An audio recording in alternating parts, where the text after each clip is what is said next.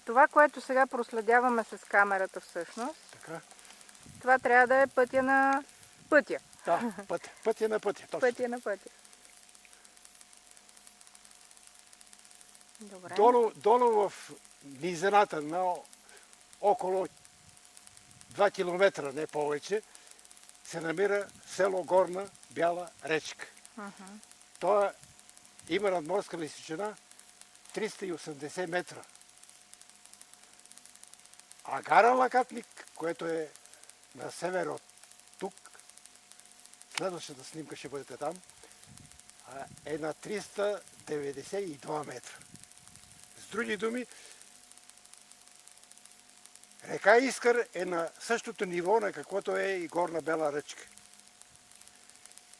И двете пътни артерии, авто и ЖП, спокойно могат да минат, както казах и от предишната снимка, безтунелно.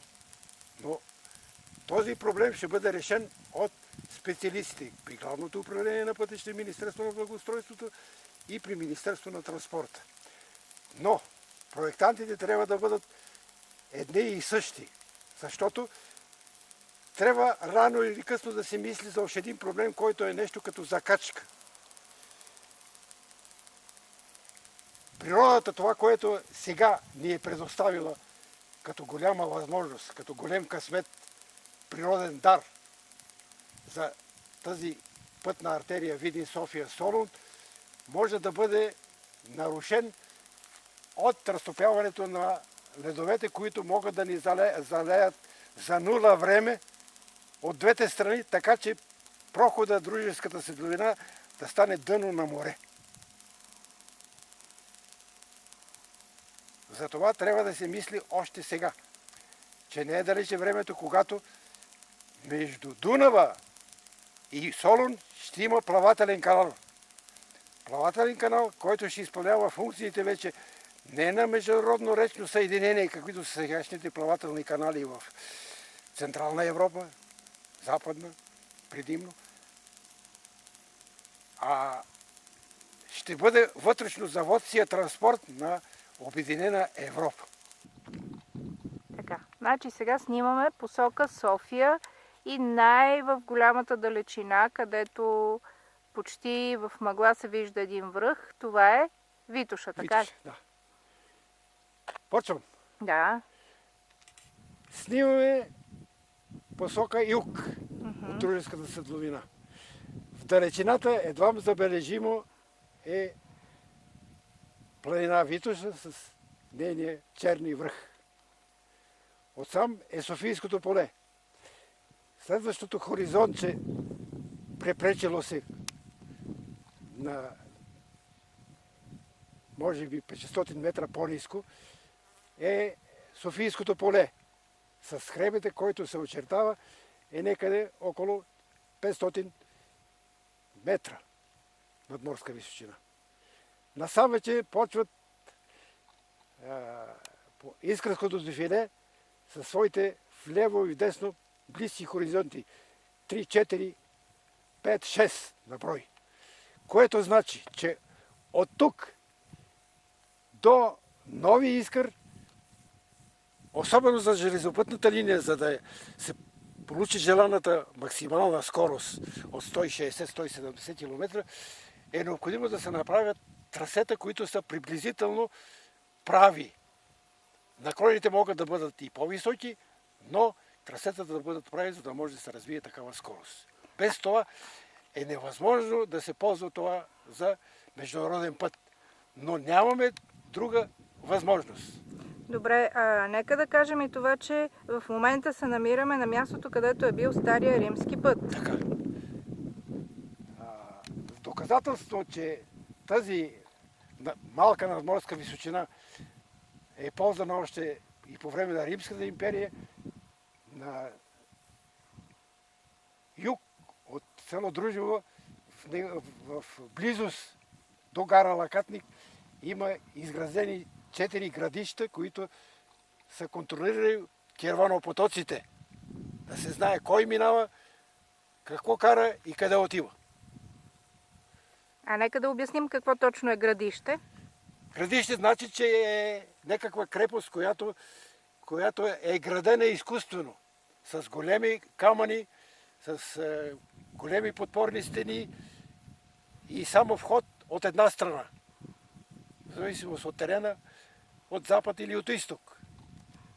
На това място, което се намираме, казваш, че се палили огньове, които да дават знак. А тук в хубаво време, ясно време, през нощта са палени големи огньове, защото и маловековна гора на това място. И тия огньове са ориентирали, заревото от огньовете са ориентирали керваните, къде е най-ниската кота на Стара планина за преминаване.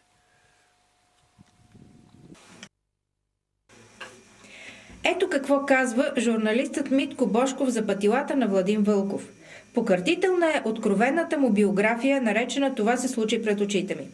В нея той се определя като главна битка на живота си разконспирирането на Дупнишкия проход, продължително време засекретен по военни съображения, а по-късно маркиран като Дружевска котловина. Един специалист от Централно ведомство му казва по този повод: "Вие, господин Вълков, сте абсолютно прав, за това упорито защитавате вашата седловина да бъде снета от военен отчет и извадена от наложената й дискриминация.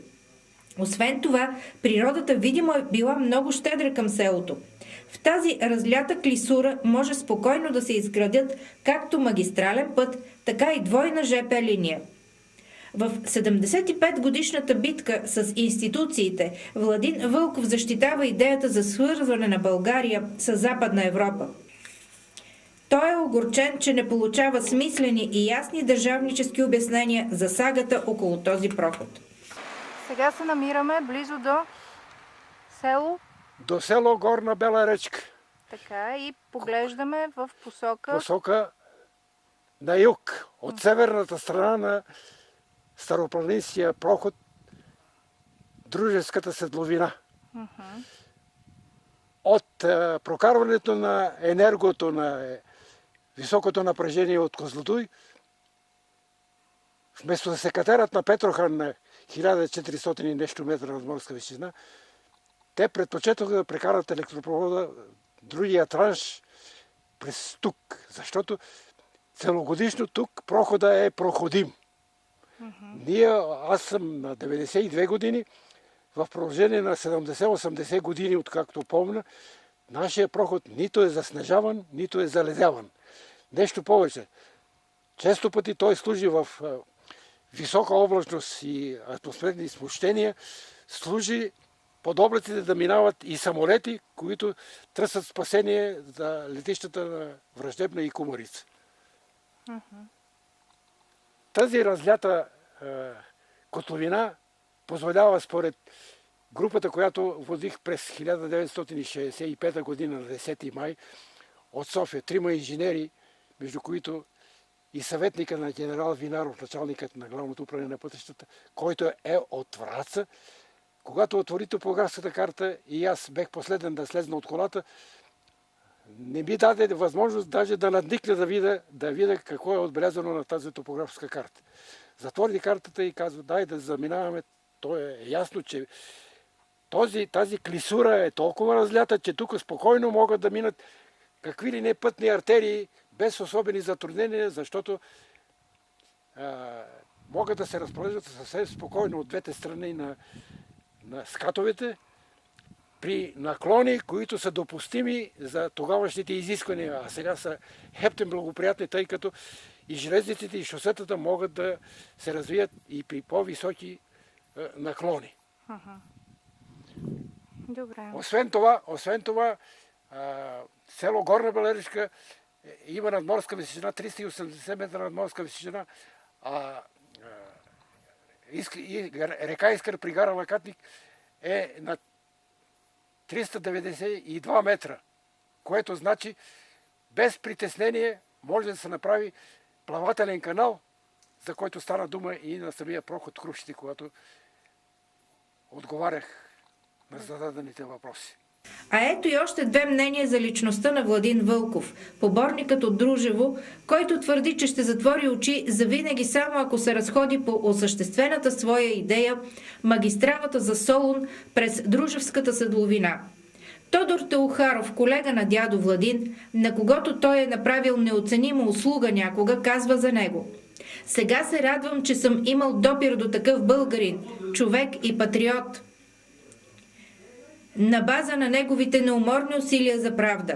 Искаме се в България да се раждат, да работят за нея такива личности като господин Владин Вълков. Без такива хора настъпва упадък.“ Петър Зоров казва: „Ако днес в това безвремие има повече човеци като Владин Вълков, България щеше да намери своето място в Обединена Европа.“